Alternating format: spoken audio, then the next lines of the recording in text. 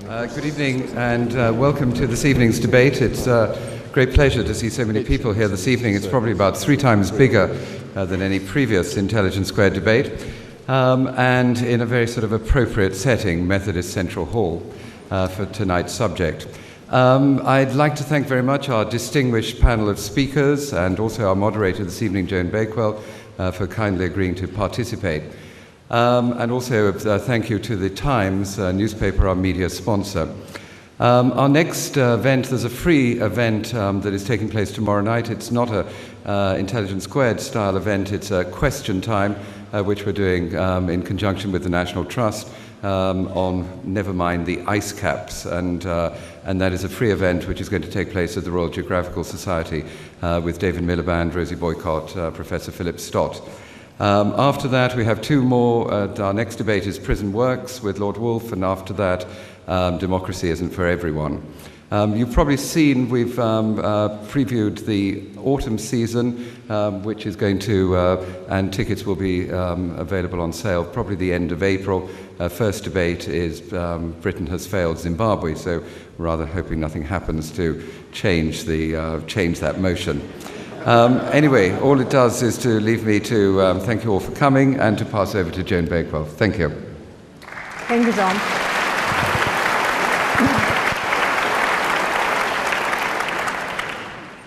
It's a tribute to the power of ideas and to the distinguished panel that we have today that tonight's motion has attracted so many people to come to hear. The motion that we'd be better off without religion. It will be conducted like the formal debates of the Oxford and Cambridge unions, with the 3 speakers on either side whom we will hear. We will then have the result of the pre-vote in which you've already cast your judgment, and then we will have questions and answers before a re-vote on the motion. Fine. So let me call upon the person who is to propose this motion. We would be better off without religion.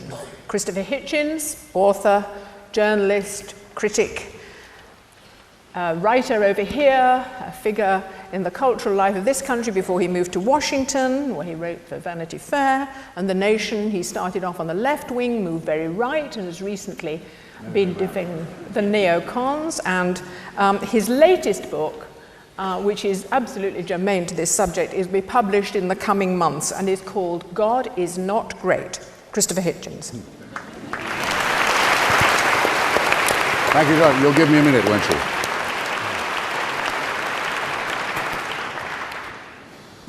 Thank you very much, Joan, for that slightly misleading introduction to someone who may no longer be a socialist, but still vibrates to Marxism. Thank you, ladies and gentlemen, for coming. I think I'll be able to be reasonably terse, given the very heavy artillery that follows me on our side. I think it might perhaps have been felt when I was chosen that the case for atheism should not be made by the spokesman for its moderate wing, Richard Dawkins. It might be okay to have at least one extremist on the panel. And I'll begin at once by recalling an exchange I had recently in Colorado Springs with a spokesman of America's evangelical broadcasting wing, a much overrated but nonetheless significant force in American politics. This broadcaster asked me, in response to my own statement of unbelief, he said, "I insist that you answer the following question, and that you answer it with a yes or a no." I braced myself. I accepted the challenge unseen. He said, "You are to imagine yourself in a strange city where you've never been before. You are to imagine nightfall coming on and you to be without friends or succor in this town. And you are to ask yourself whether you would feel safer or less safe when you saw a dozen men coming towards you in the dusk, if you were to know that they had recently come from a prayer meeting." This is I think I can justifiably say I'm relaying to you, comrades, friends, brothers, sisters, the challenge that was put by the religious to me. You'll see at once it's not a yes-no answer. You can't give a yes-no answer to that, but I accept it anyway. I said, very well, I won't give a Sesame Street reply, but just without leaving the letter B, I have been in that situation. In Bombay, in Belfast, in Beirut, in Belgrade, in Baghdad, and many other places too. And I won't tell you about all of them, but let me just, as it were, fill in some of those latent blanks. In Belfast, the capital city of one of the provinces of this, our United Kingdom, as everybody here knows, everything, culturally, educationally, economically, politically, socially, has been very gravely retarded for at least a quarter of a century. At least half a century and maybe more since partition, and before that, because partition is both the outcome and the cause of sectarian warfare in this town, by the simple fact that there are people there who are willing to kill not just one another, but one another's children on the basis of what kind of Christian they are. Horrible things are done, not just in pubs and clubs, but on the streets, on housing estates, on university campuses in that city still, despite the relatively good news we've had today, where the situation remains dominated by barbaric sectarian party leaders, on this and no other basis. Both churches demand that their children are sent to separate schools. They each agree with the other that above all things, their own children must be protected from the faith of another faith. I don't think I need to elaborate very much more on how horrendous the consequences of that have been and how they are enshrined, by the way, in our own constitution, which mandates that our own head of the church is also the head of the state and of the armed forces, with all the ludicrous Windsor consequences that you get if you found a national church on the family values of Henry VIII. These conditions, which are farcical in England, Wales, and Scotland, are tragic and ugly, only a few minutes flying time from where we sit. If I pass on from Belfast to, say, Baghdad, where I've recently been, and without reopening any of the arguments about the rightness or otherwise of the coalition intervention in Mesopotamia, I think it can be granted by any fair-minded person that what was most needed in Iraq after 30 years of fascism and war was a period of reflection, a short interlude of calm during which Iraqis could look about themselves and decide perhaps for whom they'd like to vote, perhaps what kind of country they'd like to live in, what kind of federal system they might wish to evolve, and to do so unmolested by violence or terror. The parties of God have vetoed every hope of that process. The parties of God now have the Iraqi people in their jaws, and they're saying to them, it's not enough just to kill foreigners or to rail against Jews or Christians or secularists. That's nothing like enough. It's only in Iraq, not only, mainly, chiefly in Iraq, that it's considered perfectly all right, in fact, a religious duty to blow up the mosques, to destroy the religious schools of other Muslims, of the Muslims of another school, not unlike the pattern of Belfast. It's not enough to have faith, you must have the right version of your own faith, or risk death, mutilation, and humiliation, and the destruction, the immiseration, the torture of Iraqi society is something that all of us can read about every day. Suppose we're to go to Beirut, the pearl of the Levant, the most civilized and beautiful and cultured city of the Middle East, and to see what happens when, for politicized reasons, a sectarian constitution is in place which says that the president of Lebanon must always be a Maronite Christian, that the speaker of its parliament must always be a Shia, that its vice president must always be a Sunni, that the Druze must have their share, and so on, leaving out at the very bottom, I'm afraid, such forces as Kurds and Armenians, but making everyone defined in their citizenship by their faith. Do I need to elaborate what that's done to retard, to bankrupt, to beggar, to disfigure, and to degrade what could have been an ideally plural and diverse and happy society? Remaining with letter B, shall I say Banja Luka? Shall I say Belgrade? Or just say Bosnia? Again, one of the most civilized enclaves of the Balkans for many years, protected by a secular constitution and the remains of what had been a secular and democratic republic. And just look what happens when it is decided that it is a matter of faith that determines your citizenship, your allegiance, your identity, your nature, your rights. See the recrudescence in the Europe of the late 20th and early 21st century of Catholic fascist parties we thought we'd left behind at Nuremberg, the Ustasha. The recrudescence of forces like the Chetniks, the Serbian Orthodox, fascists who took exactly the same view except the other way around. See the craven way in which our spineless media, which always defers to people of faith, say that it was Serbs who shelled Sarajevo or Croats who shelled Mostar, when what they should have been saying was, today the Christian Orthodox militia bombarded an open city around the clock, or yesterday the Catholic forces shelled Mostar from dawn till dusk. They didn't do it because it's a matter of taste. We're supposed to respect people of faith, and we're supposed to respect them while they do that and do that and make this sort of excuse. There aren't enough words, in my lexicon at any rate, to express the contempt that I think any right-thinking person must feel for this conscription of this kind of medieval barbarism. Joan will tell me when I've got a minute. I don't know whether I'm yet trespassing on my rivals and my allies' time, but if I was to add Bombay to this list, the city that was very nearly ruined by the sectarian partition of India in 1947, 1948, where once again people were told it's a matter of faith what kind of Indian you are. You may have to become a Pakistani if you're Muslim. You may have to lose your life on the proposition. You may not just be a Hindu.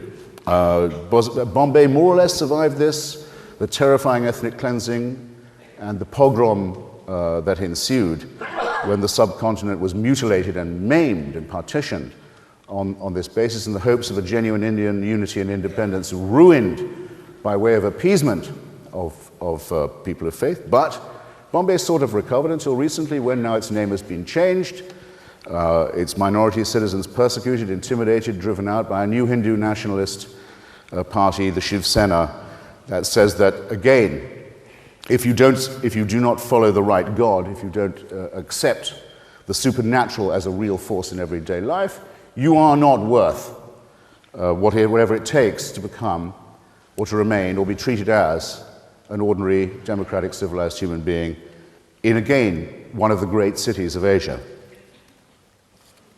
Now, it's not part of my case, and I'm sure it's not part of Professor Grayling's or Professor Dawkins' either, to say that religion is the reason for all of this, or the exclusive or sole reason for all of it.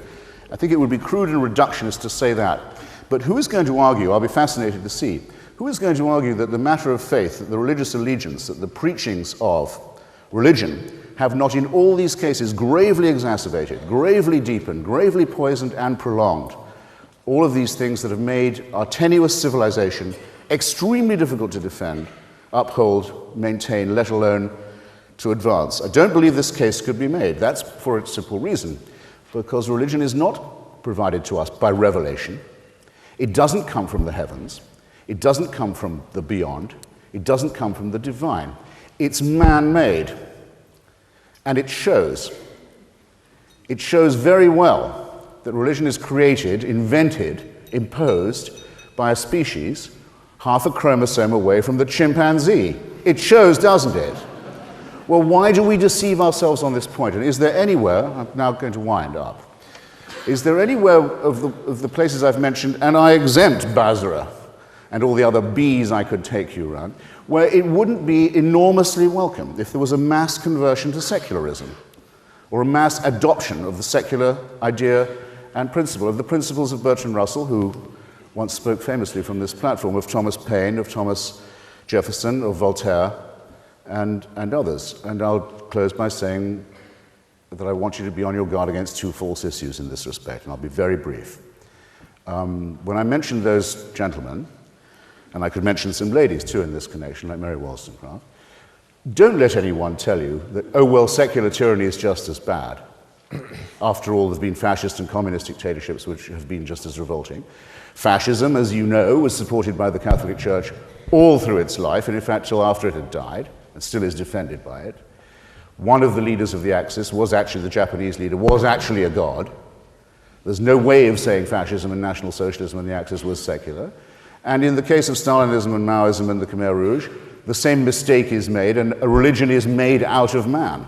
It's the religious impulse itself that I think we need to oppose, to criticize in ourselves as well as in others. The argument from faith, in other words, the argument from certainty. So those of us who maintain this may not be described, my closing point, as fundamentalists or secularists, as certain cheap and demagogic and opportunist forces have recently been suggesting. We do believe in evidence, we do believe in skepticism, we do believe in reason. We hold our views with as much conviction and principle as any God-botherer does. But we are open to the argument, and we're going to prove it tonight to you. And don't let anyone dare to imply there's a moral equivalence between us and the fanatics and the fools and those who think they know God's will and can tell you what it is, who are our enemies, and your enemies too. So, I beg to propose the motion that stands in our name. Thank you.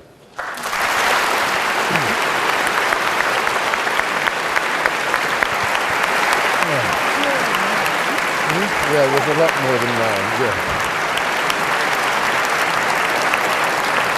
The motion is opposed by Dr. Nigel Spivey, who is a teacher of classical art and archaeology at Cambridge. His books, which are many, include Songs on Bronze, Greek Myths Retold, and he has done several television series, of which one was called Digging for Jesus. Dr. Spivey.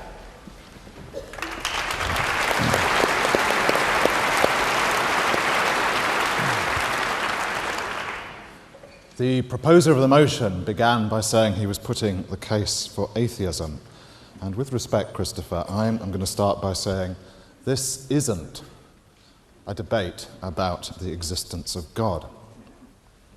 It's a debate about us mortals, the crooked timber of humanity, and how the practice of religion in general affects us. Karl Marx famously described religion as an opiate. Jonathan Miller thinks it's more of an amphetamine, gets people overexcited, and my own meagre religious experience disposes me to think of it as a sort of anesthetic, by which I mean that when I am in situations of feeling lonely, sad, or frightened, I find myself crooning hymns that really relate to the place where we are. They're mostly Wesleyan hymns, but anything really that has the sentiment of Psalm 23 and helps one whistle and sing through the valleys of fear and death. But I'm not here to testify as a somewhat lapsed Methodist, but instead to deliver such academic expertise as I have to offer on this topic. It's brief, has to be brief, but in my view it is so compelling that when we arrive at the conclusion in 6 minutes' time, I'm half afraid that everyone will walk out. And I'd like you to promise not to do that. Otherwise, this will be an embarrassment to the organisers and to ourselves. I'm going to talk about archaeology and anthropology and start with the news from archaeology, the long-term view. As far as we can tell, the species of Homo sapiens roamed the world for thousands of years before becoming, as it were, religious. Something radical happened in our minds, our cognitive systems, about 40,000 years ago. We started to make things for the sake of beauty, not utility. We started painting pictures, carving sculptures. We started using symbols, and that probably included talking to each other, making music, painting our bodies, and so on. This is referred to by archaeologists as the creative explosion. And it's a consensus that there's this kind of grand collective takeoff of our human capacities in the Stone Age, or the Upper Paleolithic to be precise. And one aspect here I think I ought to highlight, which is that one of the features that appears at this time, 40,000 years ago, is that humans start burying each other properly. And they start with these burials to put down flowers, gifts, and other signs of what we take to be some kind of succor or consolation and possibly a belief in an afterlife. There is some debate about whether our doomed rivals, the Neanderthals, had these sensibilities, but the consensus is that Homo sapiens is a species uniquely hardwired for metaphysics. I've written about this in an understated book called How Art Made the World, and I'm not going to go on any more about it. But this archaeological evidence for the genesis of art, religion, and culture in the creative development of Homo sapiens is not easily discounted. And it sets up an evolutionary pattern. It explains why, I think, when John Lennon or Richard Dawkins asks us to imagine a world without religion, you find your mind wandering, and you're wondering what a world would look like without King's College Chapel, without the Taj Mahal, without Hagia Sophia, the Blue Mosque, the Parthenon, the Pantheon, the Sistine Chapel. Venice I've got down here, and I think just about all of Venice qualifies. And you become aware that even while Nietzsche in the 1880s was declaring that God was dead, at the same time you've got Van Gogh manically daubing away out of religious fervour, and a little later on that you find Kandinsky more coolly explaining why this nexus of art, music and spirituality made such an essential and indissoluble alliance for our quest for transcendental satisfaction. And it's why, when I'm asked to imagine a world without religion, it does tend to end up looking like, dare I say, a suburb of Swindon, with the only spire that pierces the sky is the Tesco's clock. Well, we've got a few minutes for the anthropology here as well.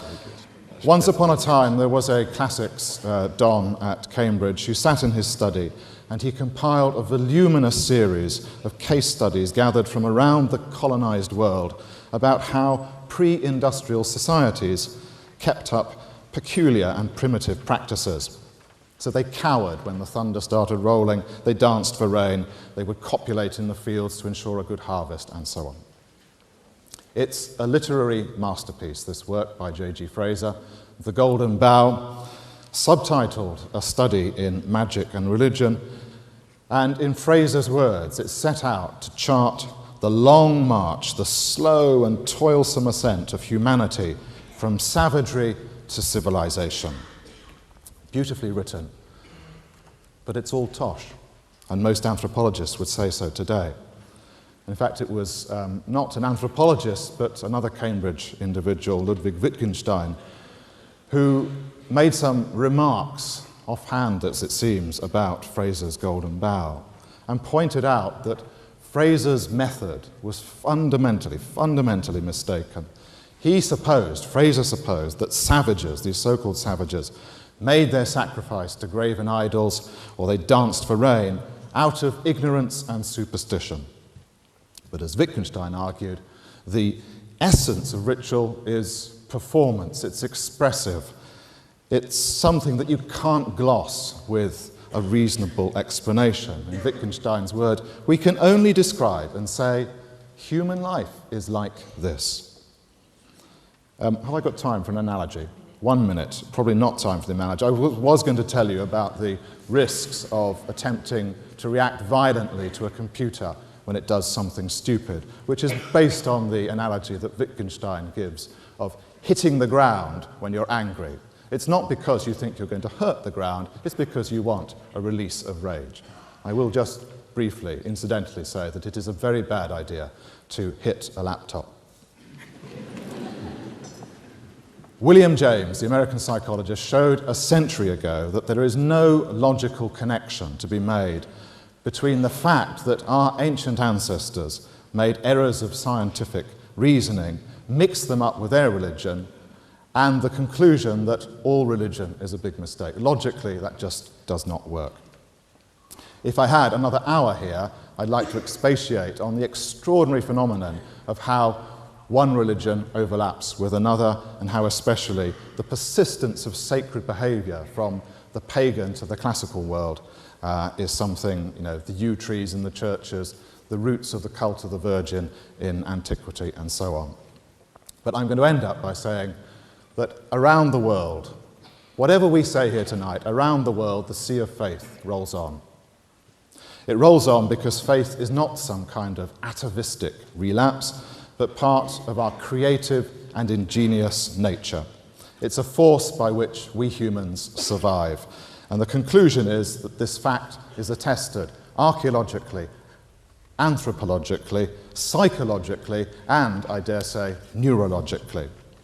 And the conclusion would be that for the next hour or so, can I tell you this? In a sense, we are wasting our time debating that we'd be better off without religion. It's not an option. Religion is part of our human makeup, and it's going to be a very interesting time that we spend, but essentially it's not a topic for debate. It's the way that we are. Brilliant. Well done, Nigel.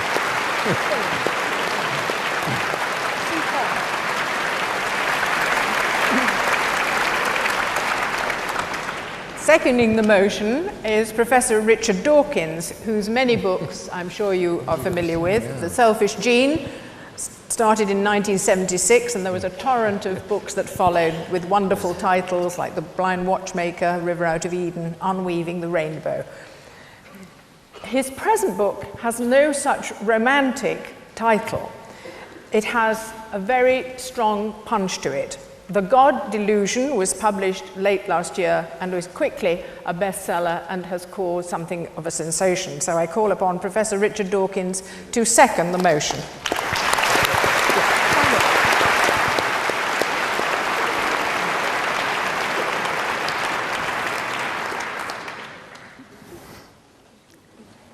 I do not believe that religion is the root of all evil.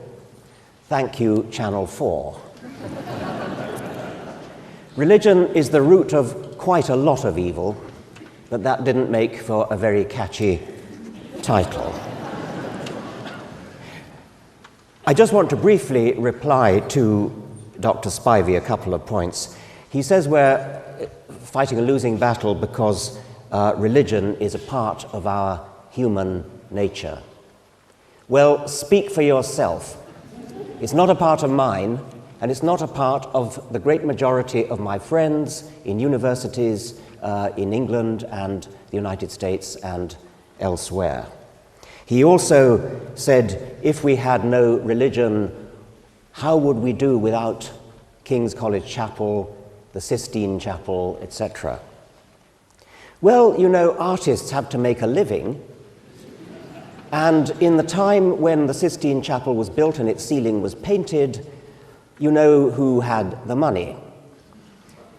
Artists such as Michelangelo had to go where the patronage was.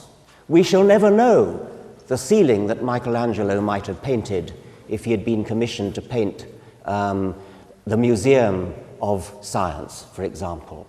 We shall never know what Haydn's Evolution oratorio might have sounded like. Or Beethoven's Mesozoic Symphony. Now, I suppose that apologists for religion would be likely to put forward 4 reasons for believing it to be a good thing, 4 things that religion does for us, and I call them explanation, exhortation, meaning morals, explanation meaning explaining the world, where we come from, where the universe comes from, and so on. Exhortation, what is good, what is bad. Inspiration, and consolation.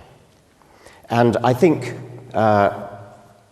my colleague Anthony Grayling is likely to cover some aspects of exhortation. I shall be brief on that, therefore. Consolation, I often encounter people who say, but if you take religion away from people, how are they going to survive? How are they going to manage when they're bereaved, or when they lose a loved one, when they fear death themselves? And it's a reasonable point. It is certainly possible to obtain consolation from a lie. Many people will say, if you ask them, would you like your doctor to tell you when you have a mortal illness and you're only going to live another 6 months? There are people who will say, no, I would rather my doctor lied to me. And that's fine, and I would respect that wish if I were a doctor, if I thought that a patient wanted to be lied to. But I don't think it's a very dignified, general reason for supporting religion that it supplies consolation, unless, of course, it's true. And we haven't time to go into it, but I think there are very, very good reasons for thinking that there is absolutely no grounds for believing that there's any actual truth in the claims of religion. So those who gain consolation from religion, I must confess that I rather liken it to a child with a dummy in its mouth. I don't think it's a very dignified, a very respect-worthy posture for an adult to go around sucking a dummy with a comforter, which is what I think it essentially is. Inspiration, well, I've always found the inspiration, the heavens declare the glory of God, all things bright and beautiful, and so on, to be paltry, parochial, small-minded, compared to the inspiration that you can get by looking at the world of science. Deep space, deep time, as the late Carl Sagan showed us. Deep complexity in the study of life. The scientific study of these profound, beautiful, elegant mysteries is one of the greatest achievements of the human spirit. And insofar as religion offers an alternative or even positively stands in the way of scientific activity, then I think we would be well rid of it. Which brings me to the other of my four categories, explanation. In the field of explanation, science has all the cards. Religion used to aspire to a reasonably good hand, but no longer. There is no reason to suppose that any religion, any religious book, any religious teacher has anything to say whatsoever about such questions as where the universe comes from, what life is all about, what life is for, any of those questions, which once upon a time religion provided the best available answers. These are now completely washed up. There is no evidence for them at all. And it's worse than that, because the point I want to end up with is that religion debauches education insofar, and it's quite a long way, insofar as it interferes with the education of children and students. It's not just the teaching of falsehoods, it is that the indoctrination of children in the virtues of faith leads them to be immunized, to be placed on their guard against the enemies of faith who they are told will come. It's as though it's rather like a computer erecting a firewall to prevent incoming information. I have talked to colleagues in America, scientists attempting to lecture to students on their subject, biology, and of course biology makes no sense without evolution. And whenever a lecturer mentions evolution, he sees a great sea of heads shaking, arms folded, and they are not listening. They are trained to give the right answers, they're trained to tick the right boxes when they do the exam, they know how to answer an exam on evolution, but they have been forewarned, forearmed by the firewall of faith. Whenever a teacher says anything about evolution, in effect, stop up your ears. Now that is debauching of education. A quote from Kurt Wise, who is an American geologist. He studied geology at Harvard, no less, under Stephen Jay Gould, no less, and he was set for a good career as an academic geologist, which all his life he had desperately wanted. The problem was, it came from within. It was his religious upbringing, his firewall of faith. And he couldn't reconcile the two, his scientific education with his religion. And he literally got a pair of scissors and went right through the Bible and cut out every verse that would have to go if he accepted his scientific education.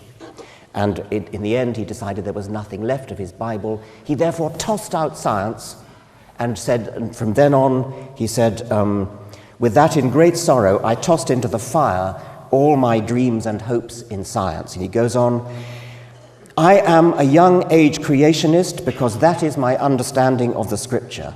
As I shared with my professors years ago when I was in college, if all the evidence in the universe turns against creationism, I would be the first to admit it, but I would still be a creationist because that is what the Word of God seems to indicate. Here I must stand. If religion can do that to a highly educated Harvard geologist, just think what it can do to an average school child or student. Thank you.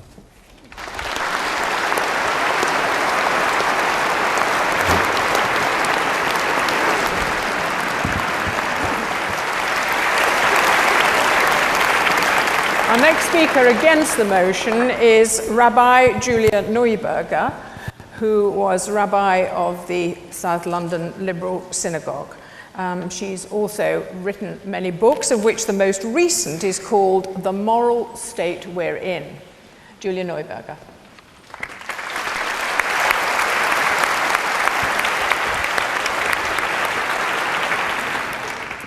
Well, ladies and gentlemen, I'm delighted to be here, and thank you all very much for coming. And I'm rather wondering what connection Roger Scruton is going to find with Methodist Central Hall after Nigel Spivey, as I, as a child, as a member of the West London Synagogue, used to come to overflow services for the High Holy Days here.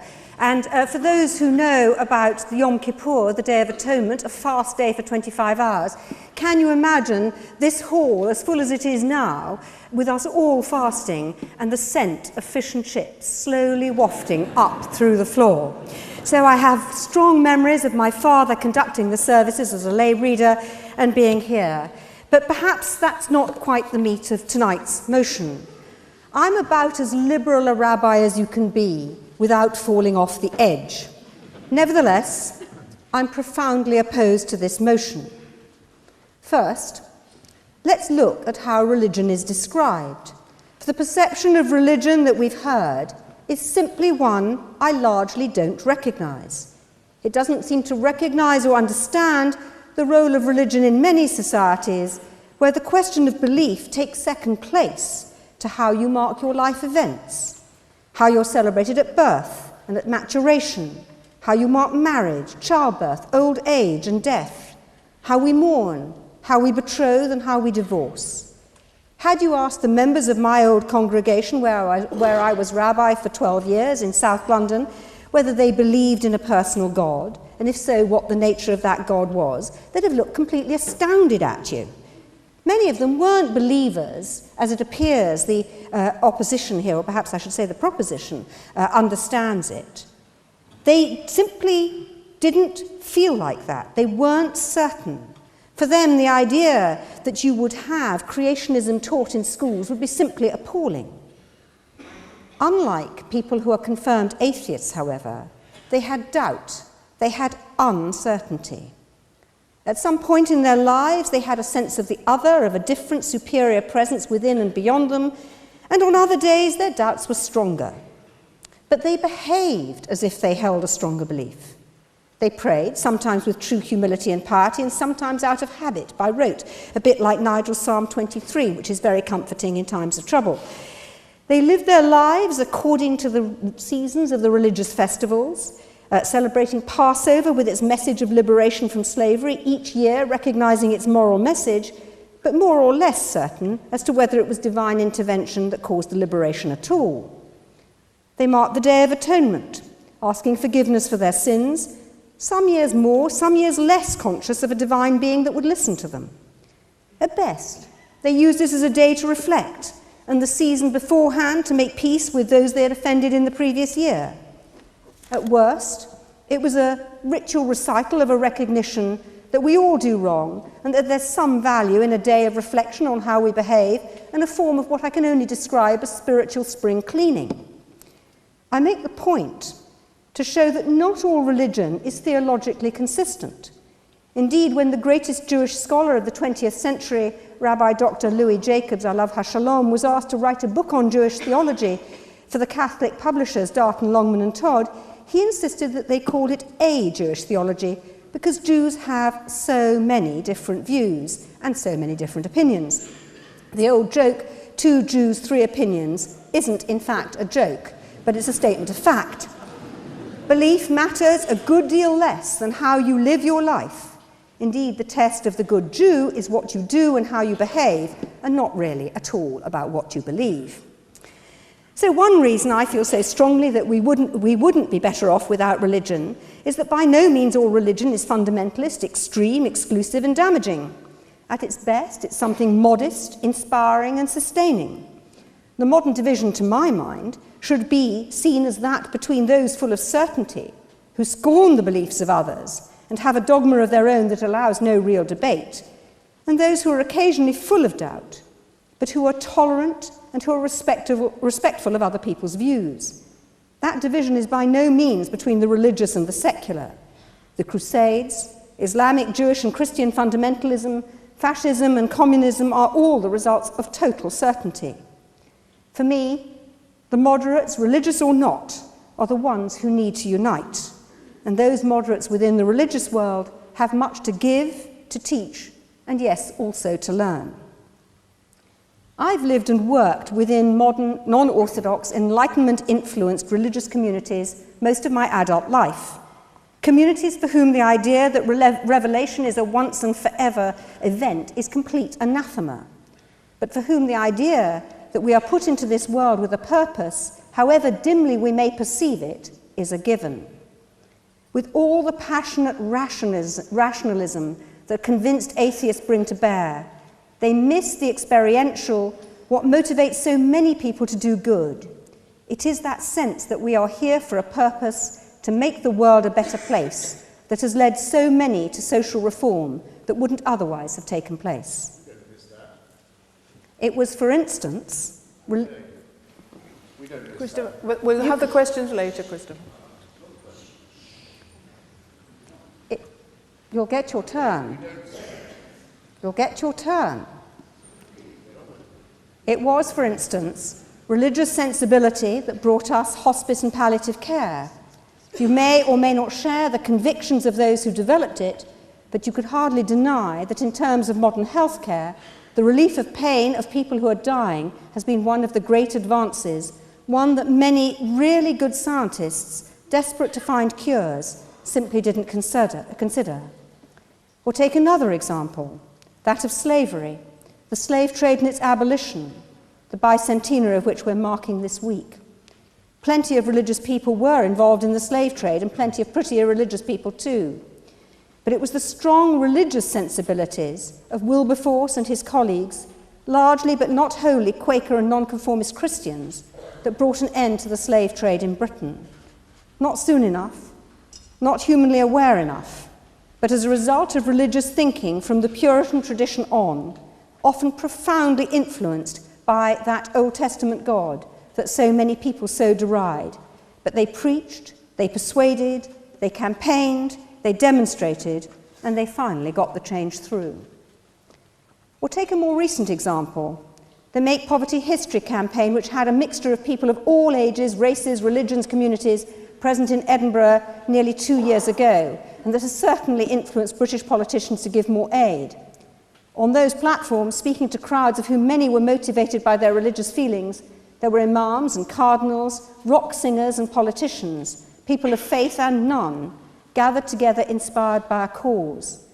The voices of the Hebrew prophets were powerful in the words of the speakers, religious or not, and Isaiah struck a chord amongst people opposed to religious force and form, but passionate about doing the right thing. I'm running out of time, but I want to make one last point, and that's about humility and the religious experience of living ordinary, faithful lives. Working as a communal rabbi, I saw ordinary people trying to live good lives who wanted and want to do the best they can in an imperfect world, to even up inequalities where they could, and to, if you like, try and campaign for social justice.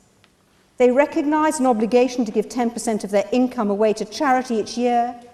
Some of them cared for profoundly disabled people, either at home as carers or professionally, giving service because of their sense of purpose. Anything but arrogant.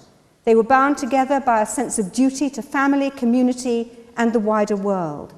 They were and are profoundly good people looking for honest ways to live honest, decent lives. In my view, if we didn't have religion, would be even more selfish, self-indulgent, certain and cruel, more than we already are. Religious people can without doubt be all those things, but they can at best change the world because they believe in moral purpose, experience a sense of inspiration above and beyond themselves, as many of us do, and inspired by their belief to act. Thank you.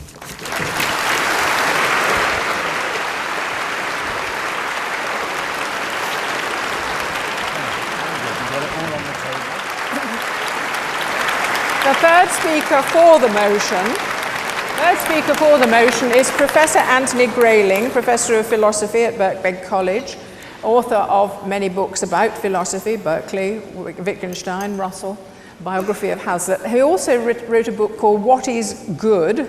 The Search for the Best Way to Live Appropriately. And his new book is called Against All Gods. Professor Grayling.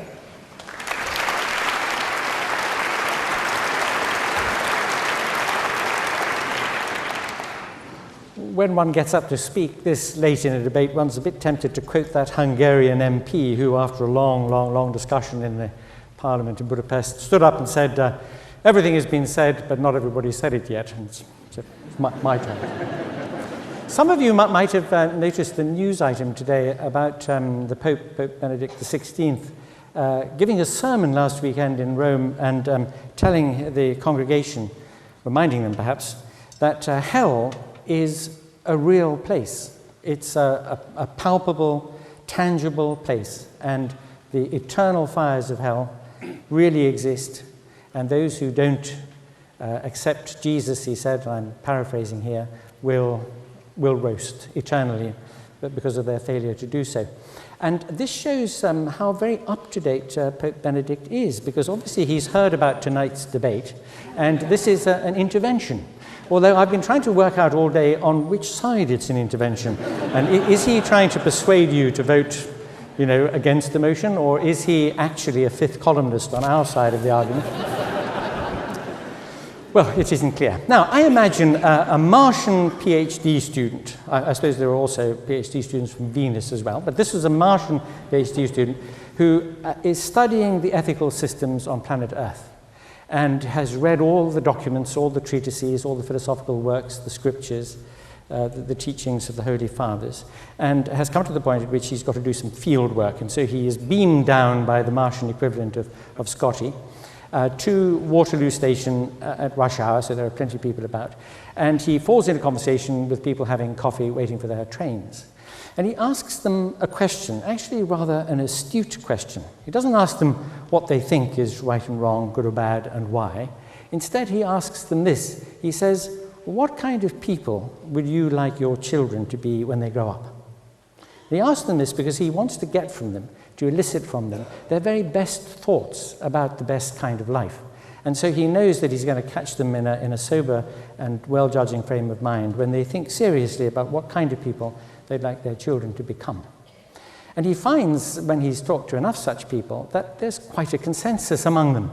They say things like this: I'd like my children to be responsible people. I like them to take responsibility for themselves, get an education, get a good job. I'd like them to have a family and friendships, deep friendships, because they're so valuable and enriching. And with their family as well, I'd like them to care for their children tenderly and carefully, and I'd like them to bring up their children to think for themselves and to take responsibility for themselves. I wouldn't want my children to be just always submitting to the authority of, a politician or a teacher, or, I'd like them to be inquisitive and to inquire and to think for themselves. And then the Martian PhD student says to them, it's absolutely extraordinary that all you people say these things about what you want for your children, because this is nominally a Christian country, isn't it? I mean, and isn't it the case that even if you no longer actually believe the tenets of the Christian faith, you are sort of in the position of the young man from Moldavia? You remember that little poem? There was a young man from Moldavia, couldn't believe in the Saviour, so he erected instead, with himself as the head, the religion of decorous behaviour. And this was meant to be, deduced or inferred, at any rate, from the basis of Christian morality. But this nominally Christian country, says our Martian, how can it be that you've said what you said? It's astonishing. Because in the New Testament, you are taught to take no thought for the morrow. Consider the lilies of the field. Don't have a pension. Don't put money aside. Don't educate your children and help them to prepare for a future. Take no thought for the morrow. The lilies of the field don't, and yet you are not arrayed as these. Also, give away all your money, give it away to the poor, and follow me. Then if you have possessions, it's going to be very, very difficult for you to get into heaven. The eye of the needle, well, we know how that's been glossed in the centuries since, but it just says it's more difficult for a rich person, a comfortably off person, to get into heaven than to pass through the eye than for a camel to pass through the eye of a needle. In other words, the teaching of the New Testament ethics, which I would submit to you is not bad as teachings of ethics go. It doesn't really compare to the great systems of Aristotle, let us say, or the Stoics, or of Buddhism. Theravada Buddhism is not a religion. It doesn't have any supernatural beings in it. It's a philosophy. Or of the moral outlook of the Enlightenment, or of some of the thinking about the good life, the well-lived, decent and responsible life today, none of which appeal to the existence of supernatural agencies as the source of a divine command. All right, the Christian ethical outlook is one of the better of those. And yet when you look at it and you see what it demands of you, it is very contrary to the way we think of a decent life now. And moreover, it says, I imagine the Martian PhD hearing from his interlocutors on Waterloo Station that they want their children to be happy. Happy, says the Martian PhD student. I mean, it says, blessed are they who weep and mourn. I mean, don't you want them to be miserable so they can get into the afterlife? I mean, it looks as though there's such a radical inconsistency between one of the better religious ethical outlooks and what it is you want from your children, that it's very hard to know what to think about it. Because, after all, says the Martian, I've been reading all the documents. And as a result of reading them, I said to Scotty, the chap who beamed me down from Mars, I said, look, be very careful, won't you, about where I end up, both time and place. So I don't want to end up in Israel at the time of Moses, just in case they mistake me for a Midianite or an Amalekite or any of the others who were massacred. Please make sure I don't end up in Spain in the late 15th century with Torquemada, or in Calvin's Geneva at the time he was burning Michael Servetus, or in Zwingli's Zurich when he was drowning the Anabaptists, or please not in today's Baghdad, Bombay, Beirut, even Belfast for that matter. Make sure you get me to Waterloo Station in 2007. Because when I'm not thinking about the better of the religious moralities in the Christian New Testament, gosh, really?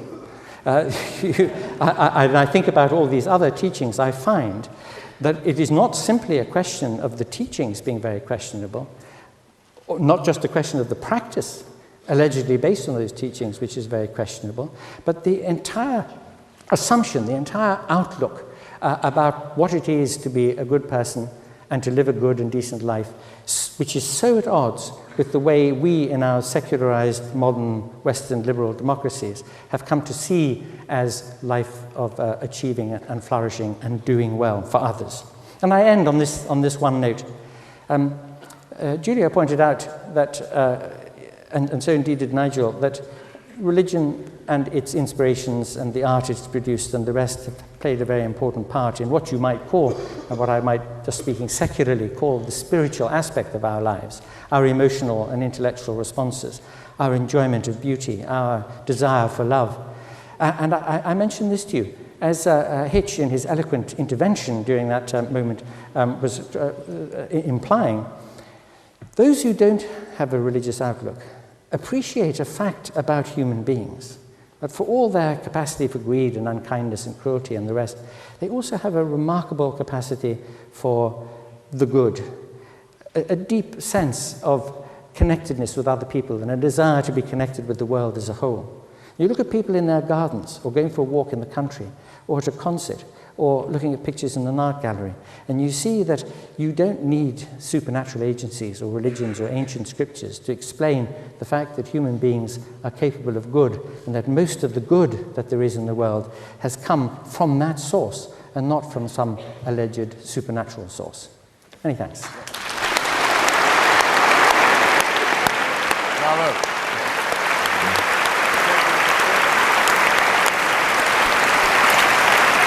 Our final speaker against the motion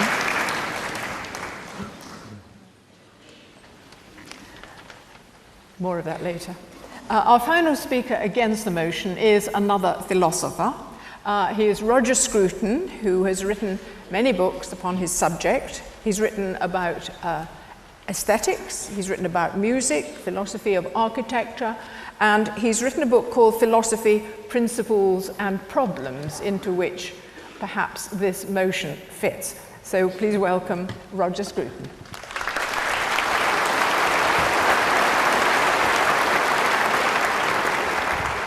Thank you very much, Chairman, and thank you everybody for being here for this extraordinary debate. Rabbi Julia Neuberger suggested I might say something about my own connection with Methodist Hall.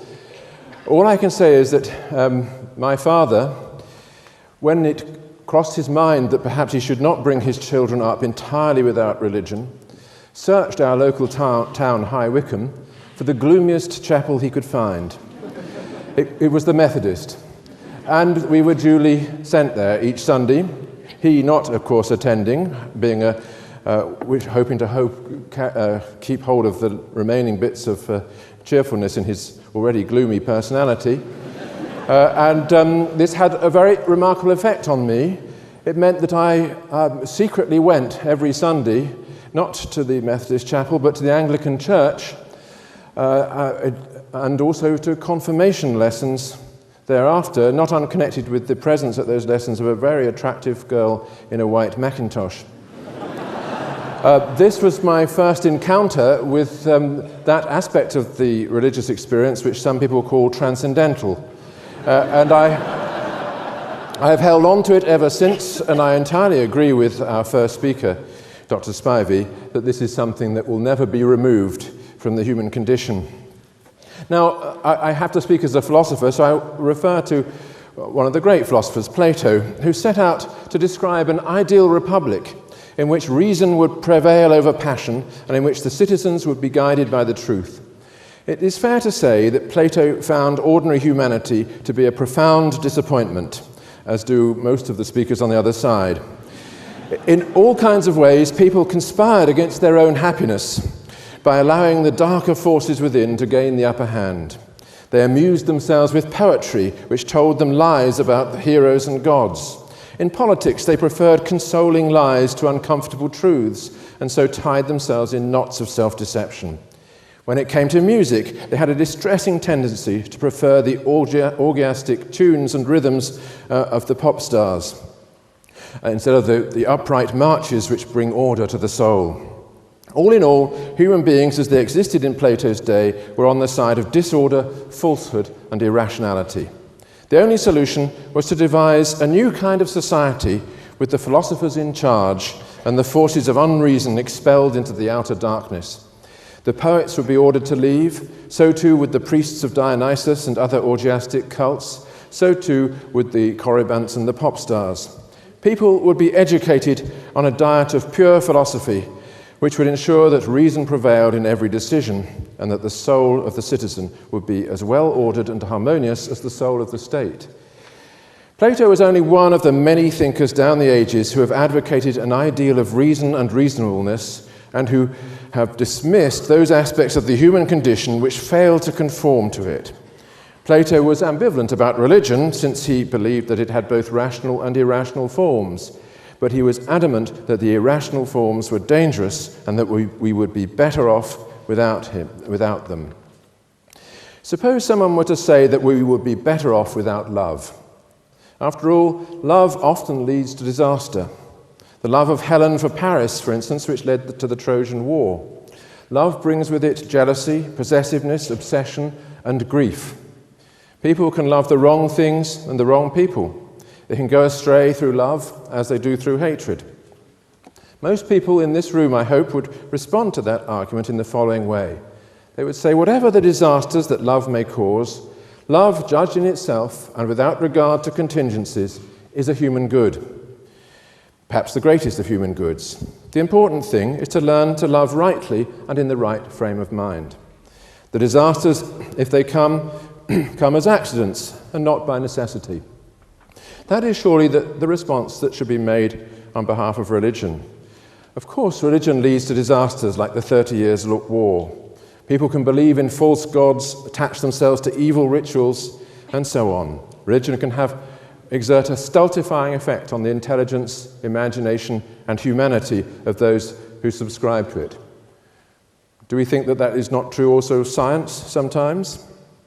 Anyway, none of those possibilities implies that there is not a proper development of the religious urge in which people learn to worship the right things in the right way. Christopher Hitchens travels around the world visiting places beginning with the letter B, and discovering all around him insoluble conflicts. Maybe that's partly his problem, but of course those conflicts exist. But is religion the cause of them, or just one of the ways in which they are expressed? Visiting one of those places beginning with the letter B once, namely Beirut, in the middle of the Civil War, I went out of the city to a nunnery nearby, in the countryside nearby, in which all kinds of victims of the Civil War had found refuge and were being looked after by a little nun. And I said to her, how on earth can you cope with this influx of damaged people? What are you to do about it? And she said to me something very simple. She said, que le bon Dieu est bon. On lui donne comme ça, et il nous rend comme ça. She opened her arms and said, he gives us back 10 times what we offer him. And what had he offered her? He had offered her the ability to look after damaged people of every faith and restore them to a sense of normality and to live life again. That seemed to me to be an adequate expression of the religious urge. Now, but to defend the religious urge, we have to know what kind of thing we, as religious people, are. And this is the place where philosophy has something to say. What part of our nature draws us to religion? And what is needed if that part is to be rightly guided? Science and logic are not the only spheres in which our reason shows itself. We seek for the causes of things, but we also seek for their meaning. We have moral values, aesthetic tastes, yearnings and aspirations, which, for want of a better word, we call spiritual. Such things are not irrational, even if we find it difficult to provide a scientific foundation for them. Indeed, it is only a rational being who experiences the world in this way, in terms of meanings, values, tastes, and aspirations, and who feels, as a result, the tension between his life and his ideals. There is nothing irrational in this. On the contrary, not to feel it is to be only half alive to the human condition. It is what I suspect Christopher Hitchens felt, seeing the disasters which he encountered as a journalist. People who do not convey to us, in whatever way, an awareness of their shortcomings do not attract our sympathy. They are not really of our kind. And isn't it plausible to think that it is precisely this aspirational side of people that draws them to religion? As rational beings, we cannot be satisfied with causal explanations only. The question why has for us another meaning, not what is the cause, but what is the reason. For what end does this or that exist? For Professor Dawkins, religion has nothing to say about what life is for, so he said to us. But in fact, it's precisely religion which addresses the question what life is for, as opposed to what caused it. As rational beings, we look for meanings, connections, harmonies, and symmetries. We want the world to make sense to us and to answer our questions not merely in the sense in the way the laws of nature answer the inquiries of a scientist, but in the way that the laws of harmony answer the aspirations of a musician. Our reason overreaches the bounds of science, and this is not a deficiency in our reason, but a deficiency in science. Moreover, as rational beings, we make an absolute distinction between right and wrong, good and evil, virtue and vice, and we found our lives on the belief that some things are intrinsically worthwhile and to be pursued for their own sake. Not pleasure only, but love, duty, virtue, and kindness. We can't mount a deductive or scientific argument in favour of those values for all that Professor Grayling says, but we condemn those who condemn them and believe that reason is on our side.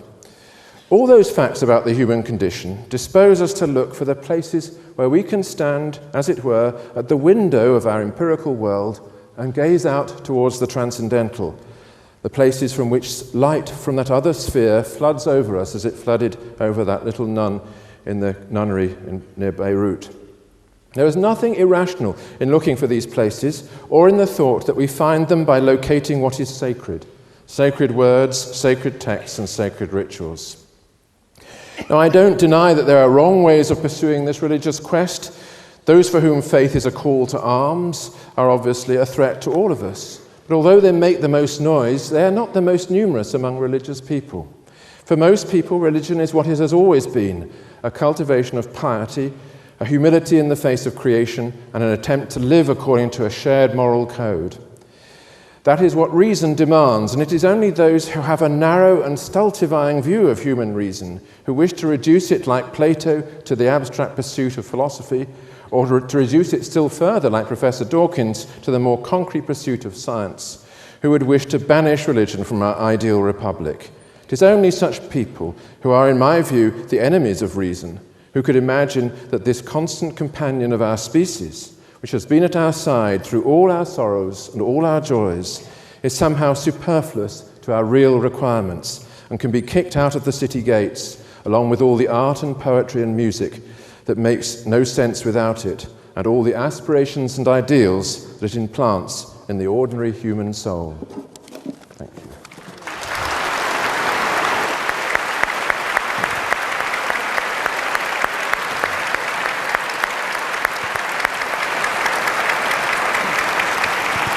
Now, the subject is now up for debate, but before we begin, I will give you the result of the pre-vote, which you voted for as you came in. And on the motion, we'd be better off without religion. There were 826 votes for, 681 against, which is a majority for the motion of 145, but there were 364 don't knows. So this is time to make up your mind. There are microphones in each of the different areas, and I'm happy to take questions and put them to the different people on the platform. There's one conspicuously here at the moment, but I'd like to take several at once. Let's start with that one. Hi, can someone take a microphone over there too for me, please? Yes. Hi, could I ask Professor Grayling, Dawkins and Christopher Hitchens if they are strict materialists or physicalists, by which I mean that absolutely nothing exists except the physical universe, or if they're willing to allow for the possibility of a further reality, or indeed realities, other than the physical universe. Right, who will take that question? Anthony? I'm the least qualified, so perhaps I'd be the one. Richard, can you hear me? Well, I thought I had a microphone. Well, can you hear him now? The microphone's on, yes? Is it on or not? Yeah. Well, as the least qualified, I think I could probably be the most brief. I don't believe anyone on the other side can tell me that there's a non-material universe. It's a matter of Occam's razor, really, ladies and gentlemen. Those who say they know that there's a God, which is what a religious person must believe. They can't say it's optional. They can't say it's another name for human rights or charity. They must say they do believe there is something supernatural that provides faith. They can't get out of it like the Rabbi tried to, by confusing it with good works. They must also say, if they're religious, that God knows what we should do, what we should eat, with whom we should have sex, in what positions, and so forth. If they don't say that, they're not religious. I'm very sorry. Now, I think it's very easy to tell right away. I may not know, in fact, I don't believe with my cranial capacity, even Professor Dawkins' cranial capacity, it's possible to know what's happening with dark material. We may never be able to know. But don't put your trust in anyone who says that they do. Those people are eliminated from the argument right away. They cannot be right. They have been practicing an imposture on the human species for centuries, for millennia. We happen to live in the lucky period where their claims have been found to be false or superfluous or super-erogatory. There is therefore no other way in which you can decide your vote tonight. Professor Dawkins. I would just add to that the science of any one century is going to be superseded by the science of future centuries, such that if somebody from, say, the Middle Ages were to be brought back by a time machine to now, they would find mobile phones and computers and jet aeroplanes. They would be indistinguishable from magic. They would appear to be supernatural. So I am a materialist. I don't believe there is anything supernatural. But don't think of that as a denigration of the natural, because if you were to come back in 500 years' time, you wouldn't have seen nothing yet. The physics, the engineering, the biology of 500 years' time will be so far advanced over today's that we might well fall on our knees and worship it as supernatural, but it wouldn't be. It would be the evolved natural. Anthony, do you want to add to that? Yes, just very quickly, I second both those sets of remarks, of course. I just want to add, though, that thinking that there is just the natural world governed by natural laws, and that there aren't supernatural entities or agencies in the universe, still less any that have any direct interest in, as Hitch says, what we wear and what we eat and when and so on. In thinking that, one mustn't, again, fall into another trap, which is to think that somehow your attitude to the natural world is one of so-called fundamentalist certainty. And the great thing about the scientific mindset is its acceptance of open texture, of the fact there are lots of things we don't know and understand, and we're looking for and trying to understand, and we're prepared not to leap to closure, to leap to a neat, easy story to understand, which tells us what the beginning was and what the end's going to be. Now, very often, in the case of people who appeal to religions to provide that kind of explanation, what they're doing is that they're answering the question, why is there a world, by saying, well, because Fred made it, as if that answered anything. Substitute God for Fred there, by the way. Or, you know, why are we here? Because Fred wants us to be it. You haven't answered anything if you give a supernaturalistic answer to it. But the fact that there are lots of unanswered questions in science is just the fact about this preparedness, the intellectual courage to go on not knowing all the answers, but looking for them. As actually Professor Sidney Morgenbesser said, when asked the question, why is there something rather than nothing, said, if there was nothing, you'd still be complaining. Right, I'm going to wrap up several questions together now, otherwise people won't. There's somebody over there, there's somebody here, and there's someone up there. So can we hear those three questions, please? Yes. I want to ask a question that I think many of us think about when we're parents. I want to ask Baroness Julia Neuberger about our children. What are they going to believe? My children, I have 3, one's a doctor, but they don't go to church or to synagogue or to any religious ceremony. What will happen to them and their children? What will their children believe? Could you give me some indication, please, of what to predict what is going to happen to religion in the future? Right, thank you very much. We'll hold over that question. Julia's made a note of it, I'm sure. Yes. Madam Chairman, Christopher Hitchens seems to imply that unless one practices one's religion to 100% of its tenets, it's not worth practicing. Now, I regard myself as what I call a line-drawing Jew. I don't practice all 613 tenets of the law. I draw the line and practice those which I do. But in my book, religion is about 3 things. It's about a code of living, it's a framework by which we live, and it teaches self-restraint. Now, that's nothing to do with Judaism. It applies to all the main religions. And Professor Dawkins, would you not have that taught to the children at an early stage? Fine, we'll take that question on board. And then there's a question up there, I believe. Yes? Now, we can't hear you. How about now? Yes. It's a question for Dr. Spivey.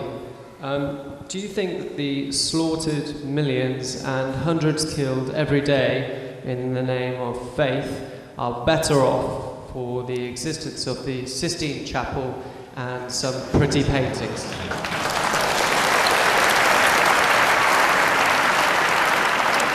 Right, the first question about what are we to tell the children, Julia Neuberger. Well, I don't know what you tell the children, in that I think that you were really asking me to predict what they will believe. I can only say this, and it's something that worries me. I describe myself as about as liberal as you can get without falling off the edge, and I rather resent, I must say, Christopher Hitchens telling me what a religious person has to believe. I think I'm the rabbi and he's probably not. But nevertheless, let me come to the point about what I think will happen. And I think it's terribly worrying. I think a lot of our children will be people who hold no very clear belief. It'll be a rather woolly mush, I would say, if they have much in the way of belief at all. We've desensitized them, I think, very often to those things about religion that I believe matter. What I think is extremely worrying is seeing a rise of extreme religion, so that their children, your grandchildren, may well be the ones who are sent to faith schools, may well be the ones who are given a rather extreme and somewhat separatist and intolerant view, because I think we're going into a cycle where that is going to be more and more acceptable. And as somebody who believes that the moderates should band together, whether religious or not, I think we should be very, very worried about the move towards extreme religious belief and the desire to teach all our children in separate boxes rather than together. But I think the generation of our children have got a problem. Christopher Hitchens, will you take the question about, Christopher, the question of... I'm sorry?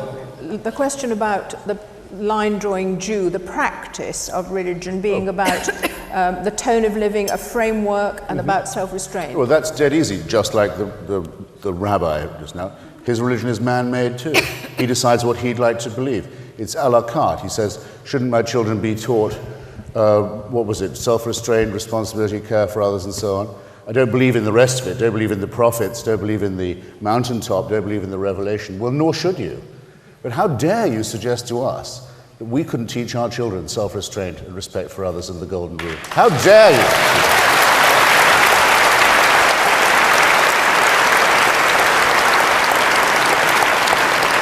Dr. Spivey, I think the question put to you about whether the slaughtered millions were worth the Sistine Chapel was something of a rhetorical question, but would you have a comment to make on it?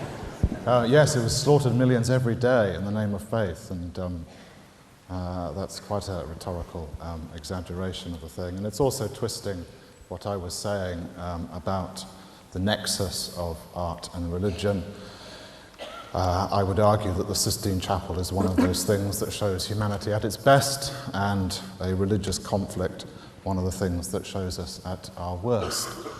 I don't buy this idea that if we were all suddenly to cease being religious, which, as I've tried to argue, is, I think, physically and psychologically impossible, that there would be a complete absence of ethnic or any other kind of conflict. And that strikes me as incredibly naive. Thank you.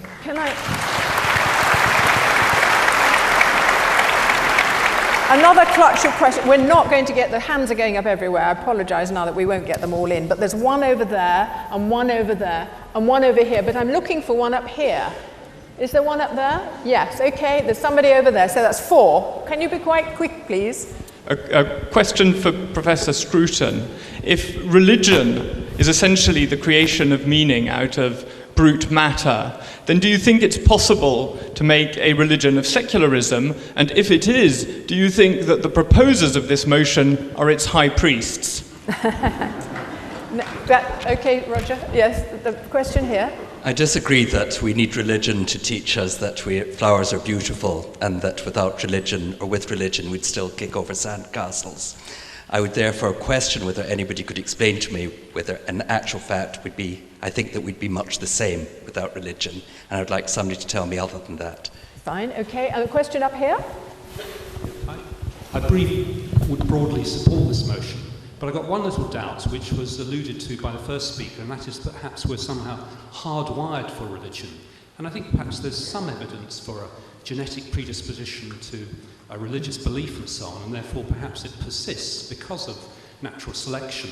And I just wanted to ask Professor Dawkins whether that might be a good argument for why it persists, or whether it's perhaps an indirect consequence of something else that we're better off with.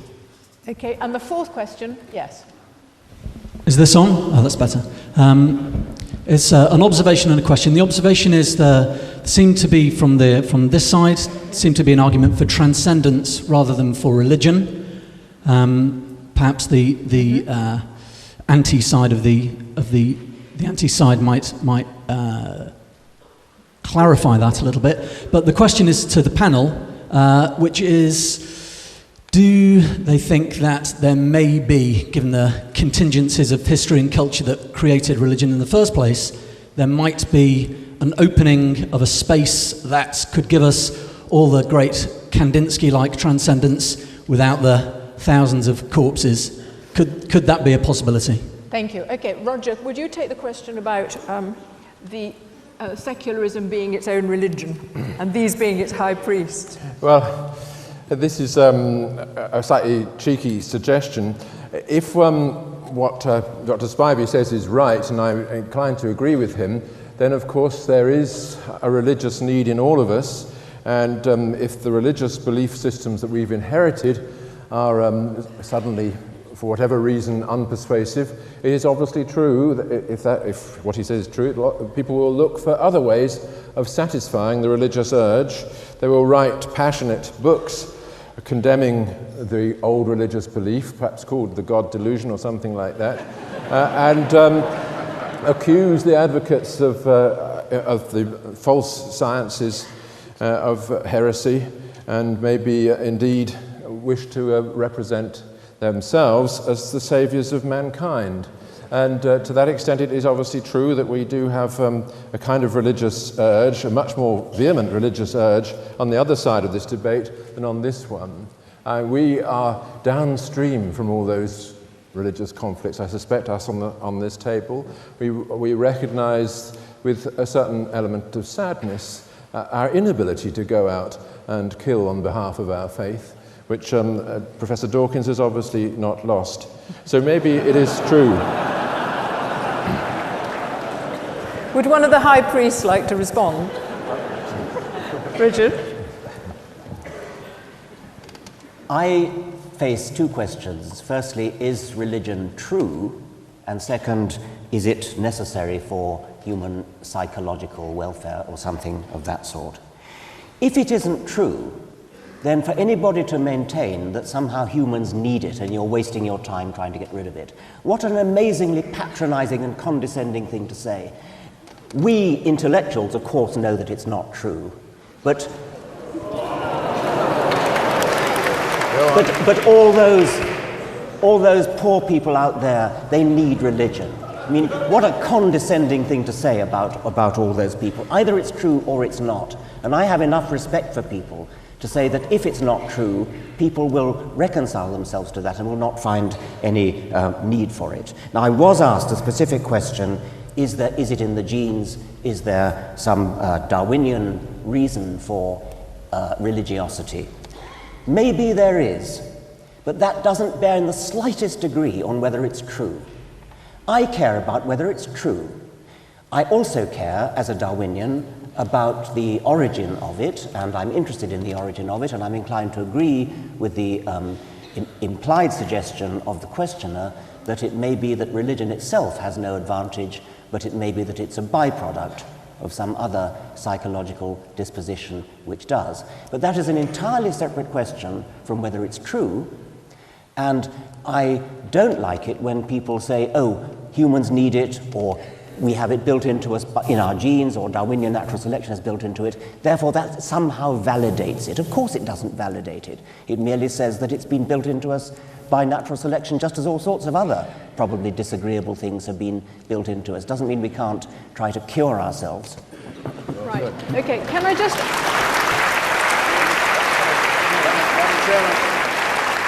Quickly. The point about transcendence. Well, I was going to actually put that to Roger Scruton as it was addressed to that particular side of the argument. But we so I think were asked that's only fair. if we could have transcendence without thousands of bodies, and I'd like to speak to that. Right. Just very briefly. The answer, of course, is yes. I mean, it's a wonderful fact about human beings that they have this yearning for the absolute, that they sense the numinous, that in moments of great passion, infatuation, deep love, they feel that they're in touch with something which is richly important to them in their experience. Those are facts about human beings. In order to explain those facts, you don't have to go to the supermarket of ideas and take a deep frozen box out which says Islam or Christianity or something. You don't need that explanation. This is just a fact about us, and a very wonderful fact about us, and it may be that we can express that all the more wonderfully if we didn't try to parcel it up in these explanations which are in so many other ways irrational. And might I just yes, Christopher? A sentence to add to this, but we don't want people to live without wonder or mystery, and in fact we thoroughly recommend, take a look through the Hubble telescope, see if you can get over what you see, the unbelievable beauty and symmetry and majesty of what you'll see. And you want to exchange this for the burning bush? I don't think you will once you've done it. Read a page of Stephen Hawking on the event horizon, for example, and see if that isn't awe-inspiring enough for anybody. And you're seeing there the future of a potentially much more noble and ennobled and enlightened and emancipated humanity, where none of these discoveries and none of this awe and majesty requires that you kill anyone in the name of some man-made idol or god or superstition. For heaven's sake, let's get this out of the way. Roger,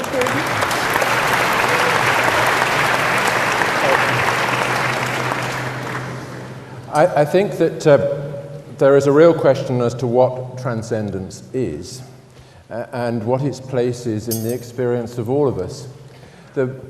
Christopher Hitchens just referred to the burning bush. The voice that spoke from that bush said, "I am that I am." It reminded us of this very peculiar word which all of us use, the word I, which doesn't identify any material object in the world in which we are situated, but nor does it identify any object out of that world. Just what does it mean? What is it to look at somebody into somebody's eyes and see the other eye that's looking out at you? That is an experience of transcendence in itself. It is the raw material from which all religious faith is constructed, and it is part of the metaphysical obscurity and unintelligibility of our predicament, that we're all faced with this experience every day. And religion makes sense of it for many people. Even for those who don't have religion, that experience is still there. I have to move on quickly. The final two questions, one up there and one here. And then we have to have the revote and a summary from each of the speakers. It's going to have the questioner from up there, please. Good evening. Question for Richard Dawkins and and Christopher Hitchens. By what measure do you conclude fact, and does Darwinism satisfy that measure? In other words, how do you protect yourself from deception, and how did Darwinism or evolution pass that filter? Fine. You taking that on board? This question here? Yes, I'm from the National Secular Society, and I'd like to ask the opponents of the motion whether they think that life for women and homosexuals would have been better or worse without religion. Fine. Thank you. Okay. Fine. Another a question about the measure. The measure. I wasn't quite sure what the speaker asked. Fact. Yes. The measure of the factuality of evolution is the same as in any other science. Some of the things that scientists have found are found with great confidence. Scientists are always open to the possibility of being proved wrong at some point in the future, but there are some things that seem at any one stage in history far better demonstrated than others. The fact of evolution is about as well demonstrated as anything we know. It is absolutely certain by the normal standards, the same kind of standards as we are certain that the Earth rotates and the Sun doesn't go around the Earth. That formally we have to say, well, that's a hypothesis that might one day be disproved, but we all know that it won't be. And evolution has now come into that category. I don't mean that Darwin's theory of natural selection, at least as the only driving force of evolution, that probably should be treated as slightly more uncertain. But the fact of evolution itself, by which I mean the fact that all living creatures that have ever been looked at on this planet are cousins sharing a common ancestor, that is as secure a fact as any in science. And the question... Purely because I was named, Please? Because I was asked by name, I feel very tentative to second Professor Dawkins in this area, but I would just remind you of what Carl Sagan said on this, which was, he said that there is no doubt that evolution has occurred. It's in the molecular biological record, it's in the fossil record. There are disputes about how it occurred. The Darwinian theory is only the original one of how that might have taken place. And Darwin himself set out as an original taxonomist in order to prove the truth of Christianity. Just as Sir Isaac Newton believed in alchemy and Joseph Priestley, the discoverer of oxygen, believed in the phlogiston theory. We are always ready, all of us on this side, to be self-critical, to have a war within the war among scientists, among those who believe in innovation, evidence, hypotheses, and their testing. But that's entirely different from anything that is based on faith, on the supernatural, or on revelation, all of which belongs to the abject childhood of our species, before these things could even be discussed. There's no contest between the two magisteria, if you like. Can I finally put the last question to the people who oppose the motion, which is, would the lot of women and homosexuals be better without religion? Julia? I think it depends where. I think there are present extreme forms of religion that persecute women and certainly persecute homosexuals. I think when you look historically at religions that we recognise and at pre-religious times, and Nigel can talk more about that, you would see tremendous bad treatment of women, and I suspect that historically things have got marginally better for women and not a lot better for homosexuals within the main religious traditions. I have to say, in the non-orthodox religious traditions across the faiths, the position of women and of homosexuals has improved hugely. But don't forget that science also treated women and treated homosexuals extremely badly. Until the 1970s, in my certain knowledge, gays were being treated with electroconvulsive therapy as a form of medical treatment. I'm not sure what the evidence was for that. And don't forget that the description of hysteria as something that particularly affected women because of their wombs was also apparently a scientific thing. I'm not blaming scientists for that. I'm just saying that historically people have treated both women and homosexuals and indeed black people and all sorts of other minorities very badly. I think religion can give you insights to treat people better and equally, and I'm not sure you can blame religion for it all. Roger, would you like... Nigel? I can't see the particular questioner, but if you'll pardon, as Judah said, a historical reference. Never in human history have gay men enjoyed better rights than in classical Athens in the 5th century before Christ. The only way that a woman could get any position of power or respect in that society was to become a priestess. the gay men were given rights essentially because they believed in an almighty God, Zeus, who was himself a gay man.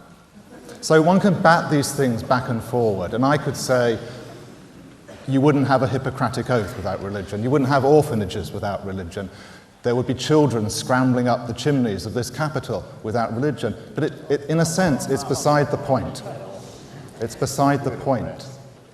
The point is that there are many manifestations of our religious impulse. Some of them are appalling, and others of them are thoroughly ennobling. But we have them all the same. And no one on the other side, however many books they publish, however many documentaries they make, is going to get rid of it. Thank you. We're running late, and I know many of you probably have dinner appointments, but I'm now going to ask for a summing up from each of the people in turn. I'm going to ask them for 2-minute summing up of what they have thought throughout the evening. But while they're doing that, you will be voting, and you will have brought into the hall a card like this. Please tear it in half and vote either for or against the motion. And if you wish to abstain, then don't tear it and put the whole lot into the box. People will come round with the boxes, and while they are doing that, we will hear from each of the speakers in turn. Okay? If you're going to hear them, you'll have to... Do you need a spare one? Yeah, well, it's okay, Christopher.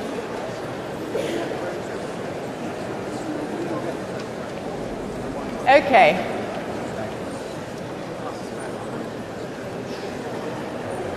Right, before the groundswell of conversation gets too loud, I'm going to ask Christopher Hitchens to summarise what his feelings are at the end of this debate. Christopher.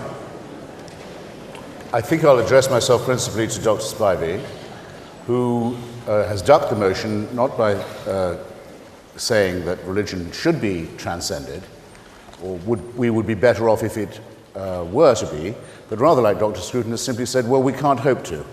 We're stuck with it. Well, that's not what the motion says. The motion says, suppose we could, as some of us have, transcended the supernatural and the superstitious, would our example, if followed, not be a superior one?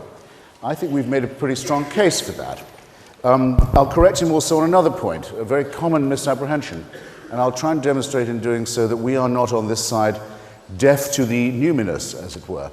It is flat out not true to say that Karl Marx referred to religion as an opiate or an opium. What he says, I can quote it from memory, from his contribution to the critique of Hegel's philosophy of right, is this. He says, religion is the sigh of the oppressed creature, the heart of the heartless world, the spirit of the spiritless situation. It is an opiate for the sufferer, for the people. So he goes on to say, the demand to give up its illusion is the demand to give up the condition that requires illusions. And he closes by saying that criticism has plucked the flowers from the chain, not so that men and women may wear the chain without consolation, but so that they may break the chain and cull the living flower.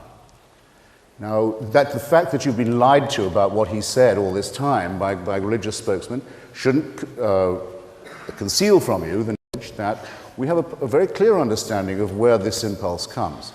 I actually don't like the Sistine Chapel. I didn't like it even before I knew that every brick of St. Peter's was raised by the sale of indulgences, which obviously changes nothing for Dr. Scruton either, by a special sale of indulgences, by the way. But I do like the Parthenon very much, and I've written a book about it. And I think as an achievement of artistic symmetry and architectural glory, it probably has no Christian rival.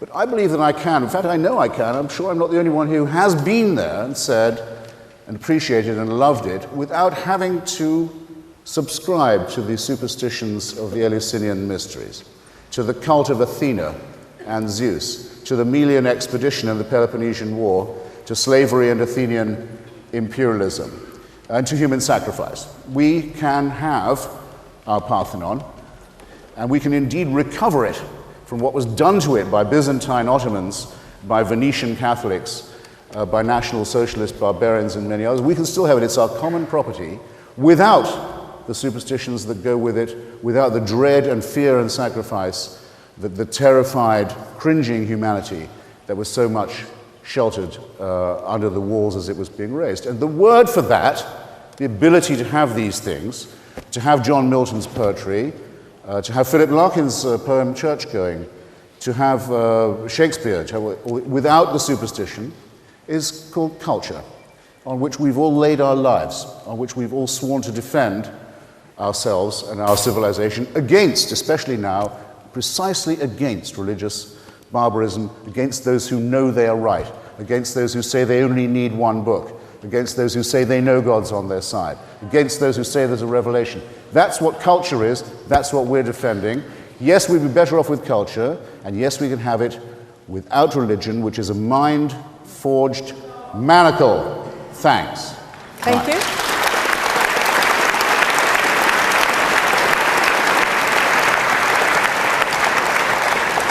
Nigel? At the risk of confusing everyone, can I try and organise a straw vote? I mean, a hands in the air sort of vote. And can I ask you to be absolutely... We're taking a vote right now, really. No, this is something different, Jan. This is a question. It's not about... It could have been about who in this audience has ever shown violence against their laptop. But I'll use a Wittgensteinian example. Hands up, and don't be bashful about this. I'm going to start off putting my own hand up. Who in this room has ever, or can ever remember, kissing a photograph?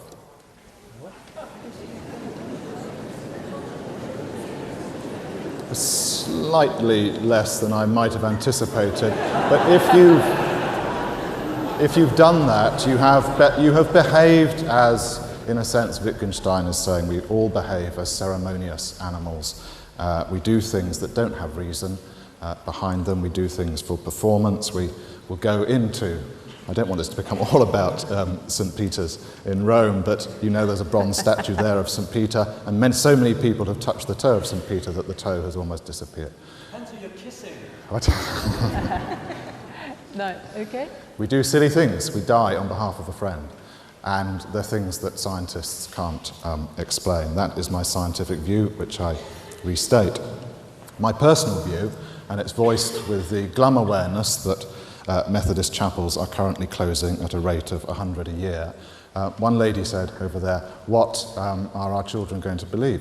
What if the motive that William James said was the religious motive? It's uneasiness. That's all he says.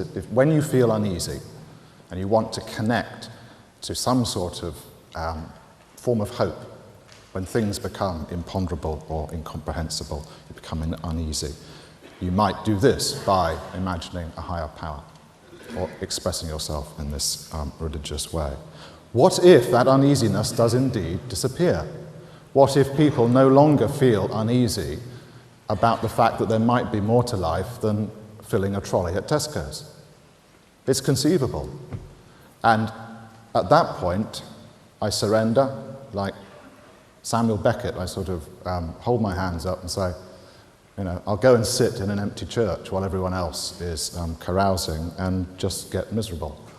But when the next Robespierre or Stalin or Himmler organizes us into a truly irreligious society and sends me to their version of hell, one that they've created, I'm going to go there with the letters of Dietrich Bonhoeffer in my pocket, and yes, I'll be crooning some of those hymns that nobody croons anymore, the hymns of Charles Wesley.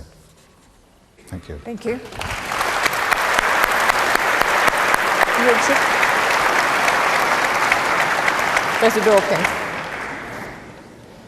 Although I can't recall ever having kissed a photograph, I have wept when reading poetry, when listening to music.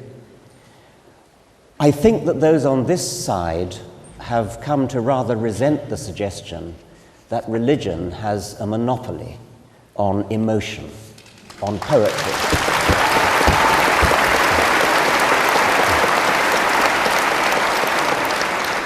On sympathy, on empathy. Everybody in this room, I dare say, has felt deep grief at the sight or the thought of a suffering individual somewhere in the world, maybe even of another species. That does seem to be something in humanity, to feel empathy with suffering. And as a Darwinian, I can offer explanations for that. I won't do it now because there isn't time. But it is a travesty that has somehow become widely accepted that if you throw out religion, you throw out the Good Samaritan, you throw out weeping at a sonnet of Shakespeare or at a Schubert quartet. It has nothing whatever to do with religion in the sense of the supernatural. Of course, you can redefine religion as covering all these emotional, artistic aspects. And in that case, of course, there's no contest. But I suggest that that's confusing and that we need to define religion as belief in something supernatural. You get your beliefs not from evidence, but from faith, from revelation, from tradition, from scripture, from authority. Now, all those are very bad reasons to believe anything. Evidence is the only reason to believe something. And that's the second point that I want to make in closing. But the first one, the main one I want to make is that we are all in this together. We are all capable of the same kinds of emotions. We're all capable of wanting to free the slaves and all the things, all the good things that have been talked about, whether we're religious or not. You cannot give religion the credit for any of those things. They are a part of humanity. The good things are part of humanity, just as the bad things are part of humanity, whether you are religious or not.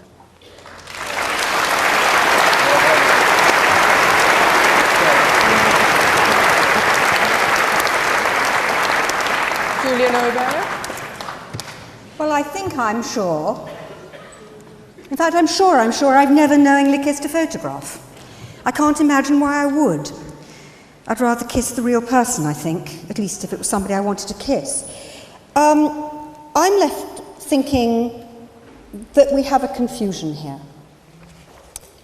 We're having a definition of religion, which seems to me to be not like a definition I recognise as somebody who comes from the moderate wing of religion.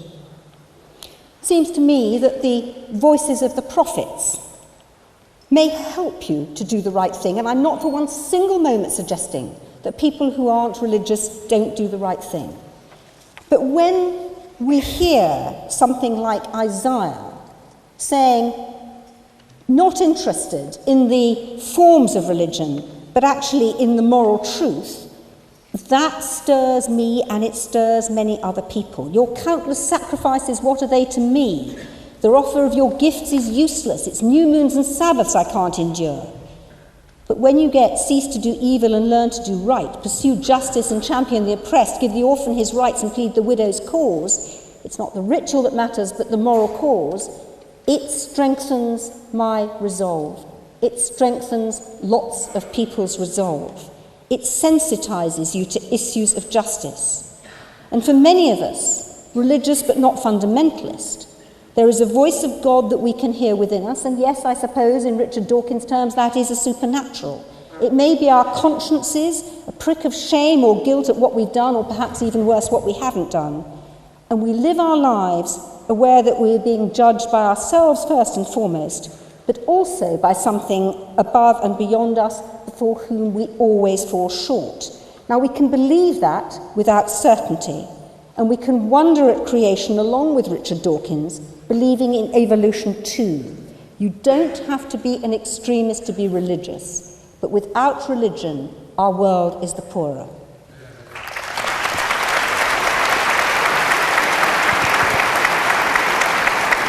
Anthony Grayling.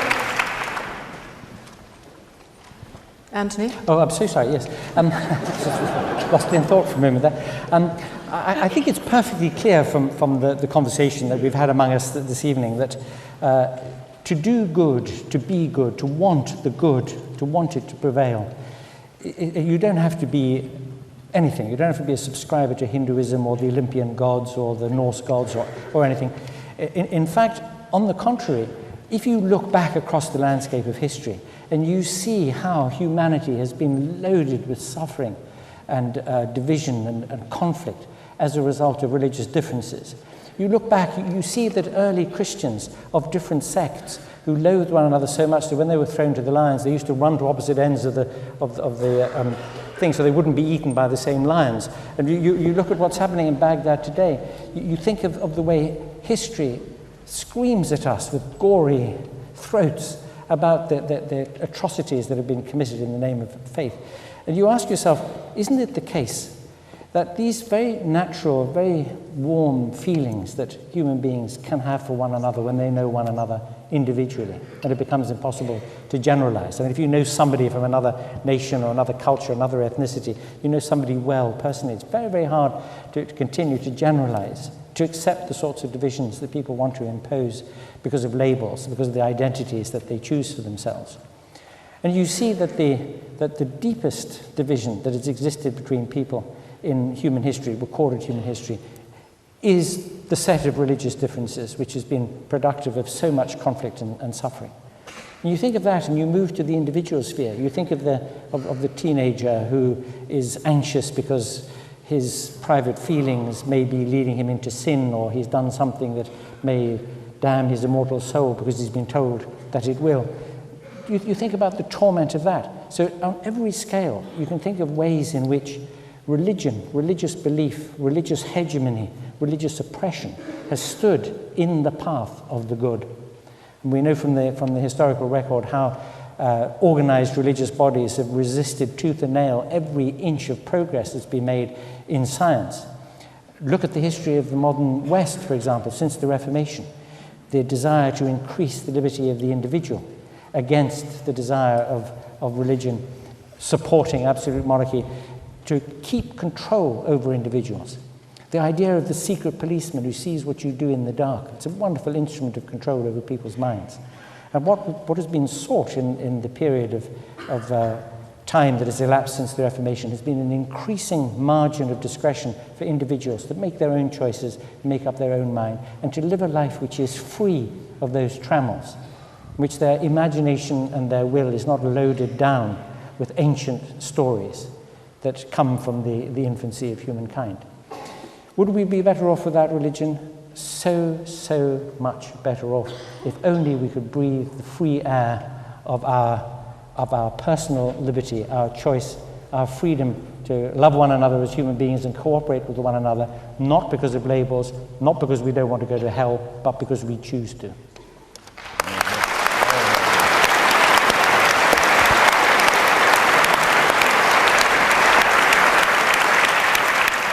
And finally, Roger Scruton. I think that there's a misunderstanding on the part of those who've been proposing the motion as to what we on our side have actually been saying. I don't think anybody here has wished to deny the atrocities committed in the name of faith, though if we are to reduce this argument to that kind of head counting, we ought at least to acknowledge the atrocities committed in the name of atheism, in the last century especially. Mao Zedong, Stalin, Lenin, Hitler and a few others are pretty impressive in this regard, but these are very vulgar and unimportant arguments for us. We know that nobody in this room is remotely tempted in that direction. The real question is what religion can do in the lives of people like us. Is it something that can benefit us, or is it something that will harm us? Now, I think Professor Dawkins is absolutely right to say that religion does not produce the moral and aesthetic emotions that so many of us value. It is not at least the only producer of those things. They lie deep in human nature, perhaps alongside the religious urge, but separable from it. The question is, having been separated, do they have the same chance of survival?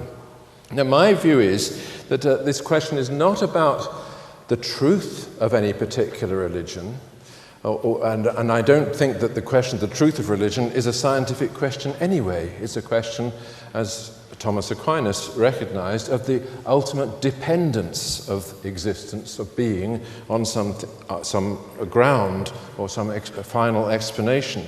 But I don't think the question is about truth. The question is about whether our religious feelings, which undeniably exist, can be focused rightly or wrongly, and if they're focused rightly, whether they produce the kind of redemptive effect in our experience that religious people claim. And I would say that if focused rightly on the creator of the universe, who created it out of all-embracing love, then they will always reflect well in our individual lives. Thank you, Roger.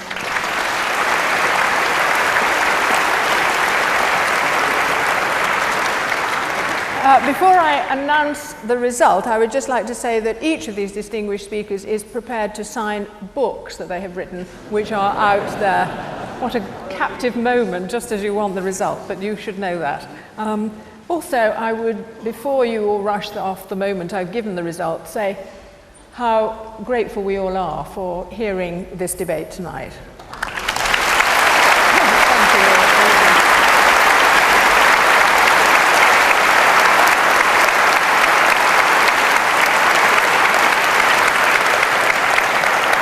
It's been effective in making up a lot of minds. There are only 100 don't knows. And the vote now for the resolution that we'd be better off without religion is 1,205, and against, that's also gone up, 778. So the motion is carried. Thank you.